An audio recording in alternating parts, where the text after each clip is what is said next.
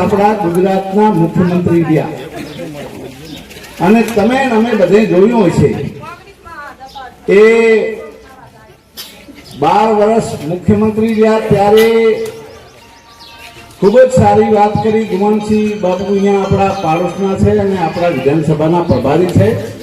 એમણે ખૂબ વિગતે વાત કરી અને અહીંયા નિલેશભાઈ રાજગોર અહીંયા સાંતલપુરથી આપણે ભરત કાકા રાજગોર હતા, એમના ભત્રીજા છે ને જિલ્લામાં આખા જિલ્લાનો કાર્યભાર સંભાળે છે અને સભાના એ ઇન્ચાર્જ છે ને આખા વિધાનસભામાં પણ એ બહુ સારી રીતે કામ કરે છે. ભીખુભાઈ આપણા જિલ્લાના મહામંત્રી છે.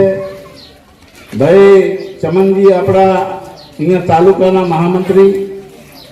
નવીનભાઈ આપણા આ ગામના જ છે, ગાંધીસરના, અને કોણ ના ઓળખે, કર્મભાઈ હતા એક સરળ સ્વભાવના, અને એ પણ આપણી વચ્ચે જોડાઈ ગયા છે.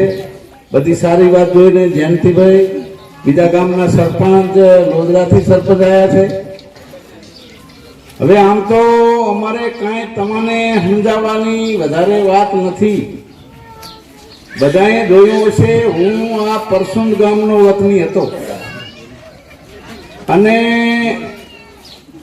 એકાંતરા દુષ્કાળ પડતો, એકાંતરા, અને સાચી વાત કરવી પડે, માટીઓ ઉપાડી માથામાં તાલો પડી ગઈ હતી અને રોડ રસ્તાના કોઈ ઠેકાણા નતા. ચોકડીઓ ખોદીને મેં પણ સોગંદથી ગુરુ મહારાજના સોગંદ થઈને કહું છું કે ચોકડીઓ ખોદી છે, રાતી ઝાડના રોટલા ખાધા છે, રોડ રસ્તાના સાહેબ ઠકાણા નતા. પણ હું તો કોઈ હારું થાજ્યું મોદી સાહેબનું, તે આ ગુજરાતના આપણા પનોતા પુત્ર અને વિશ્વમાં ડંકો લગાડ્યો. ભલા માણા, તાળીઓ પાડો, તાળીઓ. વિશ્વના લોકો આજે નમન કરે મોદી સાહેબને, તો આપણા તો ગુજરાતના છે. અને એ 12 વર્ષ મુખ્યમંત્રી ગયા ત્યારે ગુજરાતમાં વાંધાવાળી સરકાર હતી. હા, મેં મુખ્યમંત્રી હોવા છતાં ખૂબ દિલ્હીના ધક્કા ખાધા, પણ કાંઈ રાગ પડ્યો નહીં કે ભાઈ દરવાજાની ઊંચાઈ વધારાવો તો અમારે ગુજરાતને હરિયાળું પાણી આપવું છે, તો મારે ગુજરાતનો વિકાસ થાય. ઈ સચ્ચિદાનંદ બાપુ બીજા સંતો બેહીને ઉપવાસ કર્યા. ઈશ્વરભાઈ ઘેર નીચે આજી વાત કરું, હવે લોકોને આવી વાત ઘરઘરોથી ખબર ન હોય તો પણ જેવી 2014માં ચૂંટણી આવી લોકસભાની અને માતા બહેનોના વડીલોના આશીર્વાદ મળ્યા, 2014માં મોદી સાહેબ ભારતના વડાપ્રધાન બની ગયા. પાડો, તાળીઓ પાડો. અને જેવા વડાપ્રધાન બન્યા ને, સોગંદથી 17માં દાડે સરદાર સરોવરના દરવાજા વધી ગયા, ઊંચાઈ વધી ગઈ અને આખા ગુજરાતમાં હરિયાળું થઈ. આમ પાટણ બનાસકાંઠામાં થઈને કચ્છમાં પાણી પહોંચ્યું. આ તમારા ઘણા વિસ્તારમાં ટોટાથી પાણી આવે છે. આ કેનાલે હું ફરેલો ટોટાથી, દેવજીભાઈ. અને આ જે દરખાસ્ત મેલી છે, સરપંચે મને વાત કરી કે નવી લોટિયા ને અહીંયા ઠીકરિયા ને આરિયા દરખાસ્ત છે. ઈ જો ઓલા 12 ગામ છે ચોરાડના, મારા પરસુદમાં પાણી નથી આવતું. હું તો આ વિસ્તારનો છું, મેં મશીનને હેન્ડલ માર્યા છે ને કોઈ બાકી બાપાના જો, તો એ મને કઈ નહીં હોય. અને પાણી આ ગામમાં નહીં આવે તો પાણી વાળાને આજનું પગ જોઈ લઈ. હા, એટલે એ નથી, મેં ખબર છે આ બાજુના ભાગમાં કેનાલનું પાણી નથી આવતું. હા, એ ભાગમાં તો અમુક આવે છે. હું અહીંયા બધે આ શકનજીના બોરામાં આ બધે એ વિસ્તારમાં ફર્યો છું બધે, અને જ્યાં નથી આવતો અહીંયા હજુ સરપંચને કહી અને નર્મદાના અધિકારીઓની દેવસીભાઈ સાથે બેહારી અને આપણે એક દરખાસ્ત બનાવજો. તો એ દરખાસ્ત આપણે જીડીસીમાં ત્યાં આપણે બોર્ડમાં મેલીને એની મંજૂરી લેવી પડશે. એટલે એ પણ આપણે કરશું. પણ મારે વાત એટલી કરવાની છે કે તારે ગબગોળા હાલે છે ઘણા. હવે ભાઈ આમ છે ને તેમ છે ને આ વખતે કાંઈ ગડબડ કરવા નથી. જો તમને કહી દઉં, આ શોખું ગુજરાતીમાં કહું કે મોદી સાહેબને જોવાના.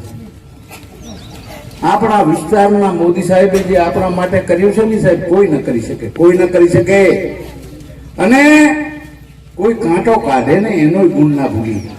તો મોદી સાહેબે આપણા ઉપર ખૂબ કામ કર્યું છે. બાપુએ કીધું કે 6,000 રૂપિયા વર્ષે આલે, આપણે કોઈ ટપાલ નથી સાહેબ મને આપજો. કોરોના કાળમાં બાપ બેટાનો હગવો નહીં પણ વેક્સિન આપી. અને કે મારો ગરીબ માણસ મજદૂર ખેડૂત ભૂખો હોય ના રે, એટલા માટે એને મફત હજુ અનાજ આલે રહ્યા. આ તમે વિચાર કરો, આ પરોપકારી માણસ. અને આજની સભાનો મુખ્ય હેતુ એ છે કે મોદી સાહેબ કે 140 કરોડ છે ને, એ મારો પરિવાર છે. આ મારો પરિવાર છે. આજે આ બોર્ડ મારેલો આ શું, હું છું મોદી સાહેબ નો પરિવાર. આહા, આવી ભાવના વાળા માણસ જગતમાં મરી ગયા. ભલા માણસ એક સંતો મહાપુરુષો છે અને બીજા મોદી સાહેબ છે. પાડો તાળીઓ કે જેને પોતાનાપણું છે, મારાપણું છે, મારો છે, મારો ભાવ છે. આવો ભાવ મોદી સાહેબ છે. ભલા માણસ એટલે આ તો મહાપુરુષ જેવો માણસ છે, જેને દેવી દેવતાના આશીર્વાદ છે, સંતોના આશીર્વાદ છે. 22મી જાન્યુઆરીએ આપણા રામ લલ્લાને જ્યારે પ્રાણ પ્રતિષ્ઠા થઈ ત્યારે સંતો મહાપુરુષોની આંખમાં અમીના આંચુ હતું. સંતો રોતા હતા. સંતો કે આ કેવો મહાપુરુષ, કેવો ચમત્કારી પુરુષ. 500 વર્ષની જે વાત હતી સાહેબ, ઈ એમણે ઉકેલી. હવે ઈ આપણા ગુજરાતના, અને આપણે ગુજરાતમાં ચૂંટણીઓ આવે ત્યારે હવે ઓલે આમ કરે ને આ તો આમ છે. એટલે કોઈ વાત ના કરજો. આ વિસ્તારનો શું, હાતલપુર તાલુકાનો રગે રગથી બધાથી વાકેફ છું. 70 વર્ષ કોંગ્રેસે રાજ કર્યું. 70 વર્ષ દેવસીભાઈ તમે, હું કોંગ્રેસમાં હતો, આપણે બધા હતા ને.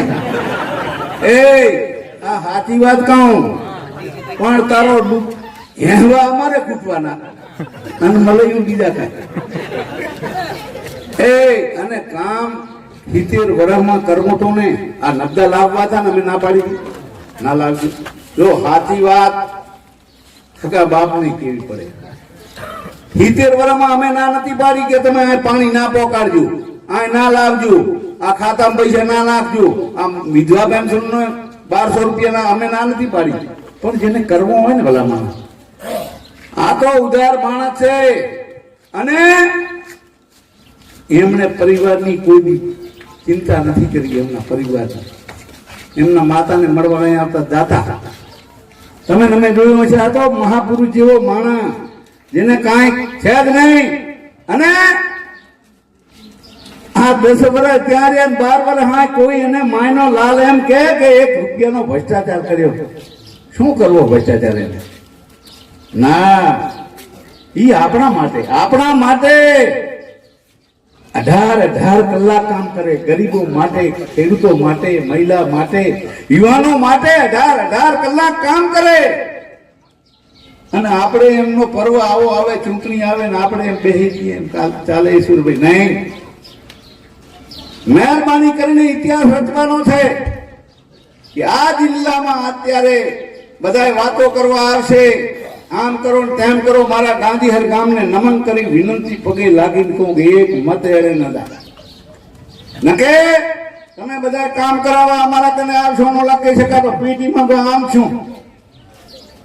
હા, સાચી વાત કહી. 1 મહિનો આવતી 7મી તારીખે અને માની જાય છે મોદી સાહેબ ને. કદાચ લવિંગજીની માનો કે ભૂલ છે, ભૂલ તો મારી હોય જ નહીં. જો કે આખો શું વાત ખગન વાલાને મળવા આના, અને તોય કદાચ લો ને લવિંગજીની ભૂલ છે તો લવિંગજીની ભૂલને આમાં ના દોડ્યું. માં તો મોદી સાહેબ નો પર્વ છે, મોદી સાહેબ. એટલે મહેરબાની કરીને અમે તો તમારા છીએ, તમારા માયલા છીએ, તમને ખબર છે. પણ હું ગામનો છું, ગરીબ ઘરનો માણસ છું, અને થાય એટલો ટાંપો કરો છો ને. હજુ જે તમારા કાંઈ જે ટાંપા હશે સરપંચ, એ બધા અમારે કરવાના.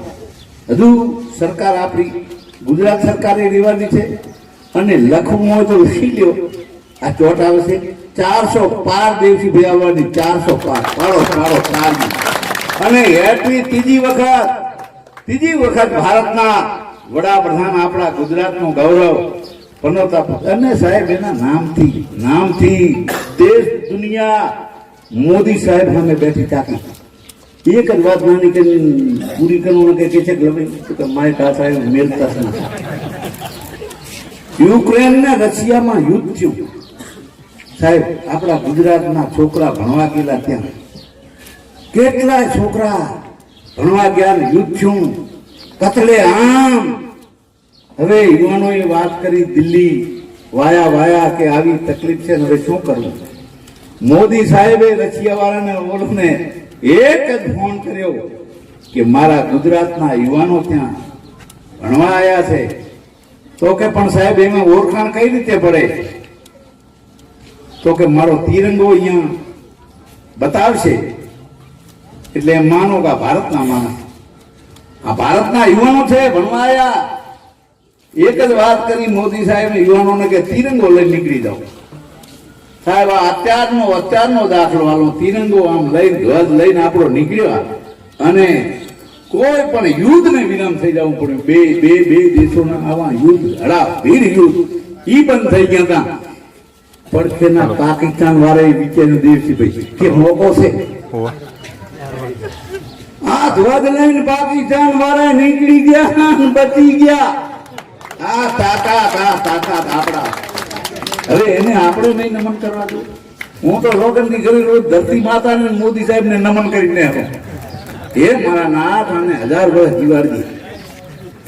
આ ભૂતોકના ભવિષ્ય તે વડાપ્રધાન આવો ના મળે. કારણ કે હવે એને તો પરાયાનું ભલું જ કરવાનું છે, બીજાનું ભલું કરવાનું છે. ખેડૂતોનું, માતાનું, યુવાનો થાય એટલું મહેનત કરાઈ જાય. તો આપણે આ 1 મહિના સુધી આવતી 7મી તારીખ સુધી થાય એટલી હગા વાલામાં બીજે જ્યાં હોય ત્યાં જઈ અને મોદી સાહેબના કમળને બટન દબાવી અને વિજય અપાવવાનો છે. એ જ વિનંતી સાથે તમારો બધાનો આભાર માની મારી વાત પૂરી કરું.